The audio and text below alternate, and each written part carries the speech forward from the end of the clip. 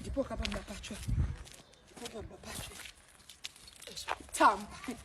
Ndisiwe. Kundisiwe. Ana ni murume wangu pana. Ndipo apewe.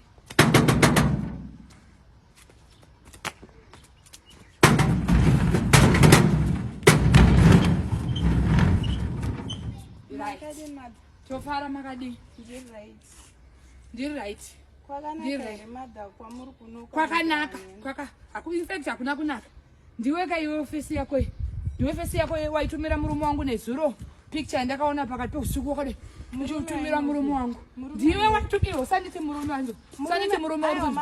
Ndiwe waitumira murume wangu photo iwe.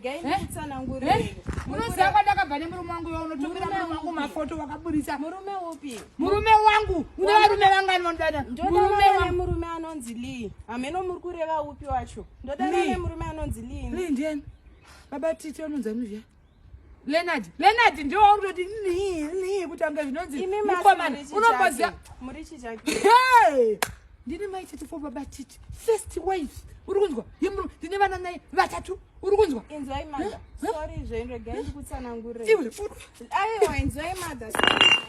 Lee akandudza kuti makafa mother anozitombonyora kuti rest in peace mother. Inini kufa.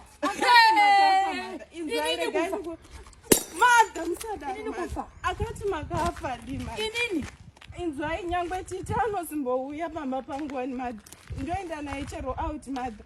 Akati makafa shuwa mother. Musadaro mother. Inini kufa. Anotomboisisa mapicture enyu achiti rest in peace one mother. Mother andinamboziva kuti muri mpenyu. Takadanana 3 years mother achiti makatova shuwa tiite musikana uyu. Mwana ndotomuchengeta mother. Anouya maweekend pamba pangu mother. Handitozivi kuti muri mpenyu. Mune vana 3. Saka ende babava mother musadaro mother. Saka ruri ndakatofa izvozvo. Hanzi makatofa mother. Handitozivi kuti muri mpenyu.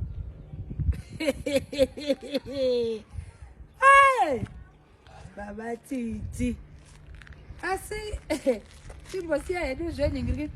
Saka murume wangu akatokwanisa kukusvikira izvo nezvawakaita. Wakakunyenga yari yakanyatsouya pauri akatokunyenga. Mother ndiye akanyatsotondinyenga ndaitobva kuSpain. Hanomboziva kuti murume wenyu ni mother. Yes man. Timboona hedu ningiriki. Baba titika handitanhadza unosvikira. Akatokusvikira. Akanisvikira mother. Yes man. Timbotenderera toni hedu roundabout. Baba titi tenderera tone zvandiri kubvunza ndikuti tenderere ndione uku. Yes man. Baba titi vangu ndiwo akatosvikira kudai. Ane choice bva mazano ari kunyenga chaizvo. Ari kunyenga zvisingaiti. Mother musadaro mother. Akandinyenga. Anyway, mukurarama mutori mpenyu. Ndogarona mastatus akanzi rest in peace, rest is mother. Asi chirega zvotiregedze kubvunza edu zvakawanda. I don't worry nazvo ndokuita. Uya pano dzikama. Ningirikini iwo magara wakamatengepi? Anomatenga ndakangozvarwa ndakadaro. Manachurawo.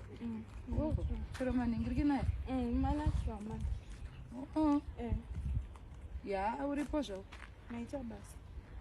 Ya. Uripo zvako. Ndasiya ningira nezipana donhedzera foni yangu ndipone. Foni yako ndirakuishandisa. Foni yako zvine basa rei? Hello baba titi. Mother kufoni yangu.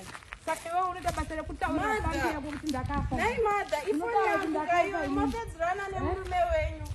Nai mother, mai chikuya basa iko kwa ndemu. Mother kanyi. Ndokumbira